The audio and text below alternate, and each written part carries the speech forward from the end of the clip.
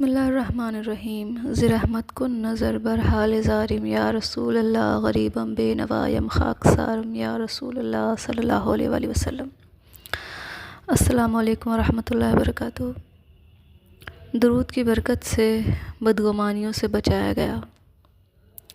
کیا آپ جانتے ہیں کہ ہم لوگ کتنی جلدی بدگمان ہو جاتے ہیں؟ بدگمان یعنی کہ مثال کے طور پر کوئی انسان یا کوئی شخص ہے یا کوئی بہن ہے، کوئی بھائی، کوئی بھی ہے، ہم نے کچھ ان کو میسج کیا یا کال کیا اور انہوں نے ہمارا کال نہیں اٹھایا کسی بھی وجہ سے، تو فوراً شیطان ہمارے ذہن میں ڈالتا ہے کہ میرا کال جان بوجھ کے نہیں اٹھایا۔ یہ بہت عام سی بدگمانی ہے اور بدگمانی گناہ ہے۔ جب تک کہ ہمیں بات کا معلوم نہ ہو اور اپنے دماغ سے بات کا بنا لینا، یہ بدگمانی کہلاتا ہے اور یہ اللہ کو پسند نہیں۔ اور کیا آپ جانتے ہیں کہ سب سے بدترین بدگمانی ہم کیا کرتے ہیں؟ اپنے رب اللہ پاک کے بارے میں بدگمان ہوتے ہیں۔ بالکل صحیح۔ ہم لوگ سب سے جلدی اپنے رب سے بہت جلدی بدگمان ہو جاتے ہیں۔ بدگمان کے معنی کیا ہوئے یہاں پہ کہ ہم اللہ سے کیسے بدگمان؟ آپ نے کوئی دعا مانگی اور آپ کہہ رہے ہو ہاں میرا اللہ دے گا، میرا اللہ دے گا، میرا اللہ دے گا، اور آپ کا رب اگر آپ کو نہیں دیتا تو آپ کہتے ہو میں نے تو دعا مانگی تھی، پتہ نہیں اللہ نے قبول کیوں نہیں کی، میں تو مانگ رہا ہوں، مانگ رہی ہوں، اللہ کو دے ہی نہیں رہا وہ دعا، اللہ سب کو دے رہا، اللہ مجھے نہیں دے رہا، پتہ نہیں میری دعا میں کیا کمی رہ گئی تھی۔ ایسے سوالات سے اللہ نے مجھے درود پاک کی برکت سے بچایا۔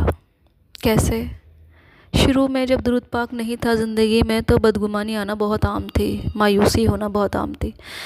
جب اللہ نے درود کی برکت سے اپنا راستہ اور اپنے ذریعے آنے کا راستہ یعنی کہ حضور پاک صلی اللہ علیہ وسلم اور ان کی آل مبارک کا تمام زندگی کا سمجھنے کا، ان کی تکلیفوں کو سننے کے بعد پھر ایک یہ آیا کہ کتنی بڑی بڑی ہستیاں ہیں۔ امام حسین علیہ السلام جب میدان کربلا میں تھے اور ان کی اولادوں کو ان کے سامنے تکلیف دی جا رہی تھی تو ان کے زبان سے یہ نہیں نکلا اللہ تو نے میری دعا نہیں سنی، ان کی زبان سے کچھ نہیں نکلا۔ امام حسین علیہ السلام نے اپنے ننھے سے بیٹے کو اٹھا کر اور ہوا میں ان کے خون کو اچھال کر اللہ اگر تجھے یہ منظور ہے تو تیری بارگاہ میں یہ بھی پیش کرتا ہوں، یعنی کہ یہ دیکھیے ہم لوگ اپنے مطابق اللہ پاک سے منوانا چاہتے ہیں، جو ہم نے مانگ لیا وہ دے دے تو اللہ دعا قبول کرتا ہے، اور اگر ہم نے جو مانگا ہے اللہ نہ دے تو اللہ ہماری دعا قبول نہیں کرتا۔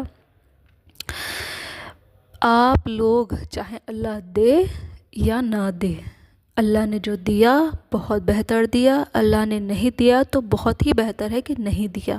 یہ ہے آپ کا حسن ظن اللہ کے لیے۔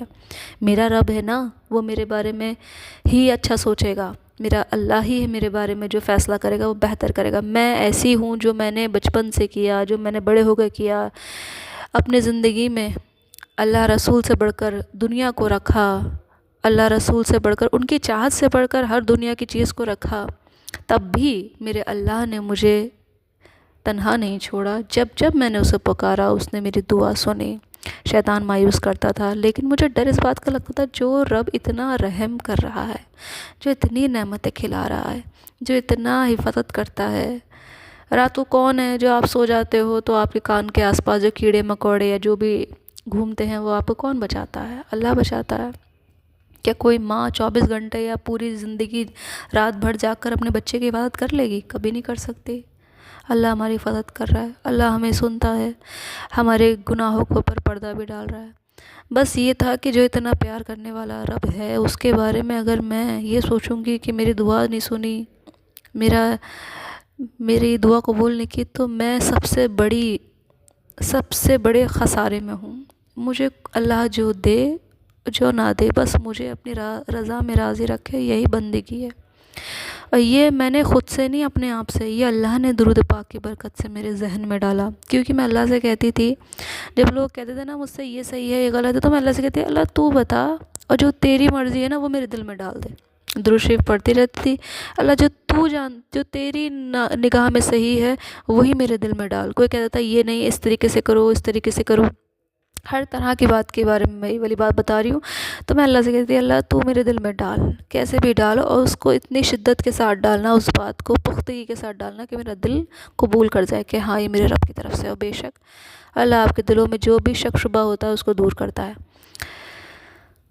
آپ یقین نہیں مانیں گے، شیطان کی سب سے بڑی ہار ہے یہ، جب آپ چاہیں آپ کی دعا قبول ہو نہ ہو، آپ اپنے رب سے راضی ہوں کہ اللہ تو نے نہیں دیا نا، تیری مرضی، تیرا بندہ ہی تو ہوں میں، تیرا شکر ہے تو نے نہیں دیا، اور تو نے میرے لیے کوئی بہترین فیصلہ رکھا ہے.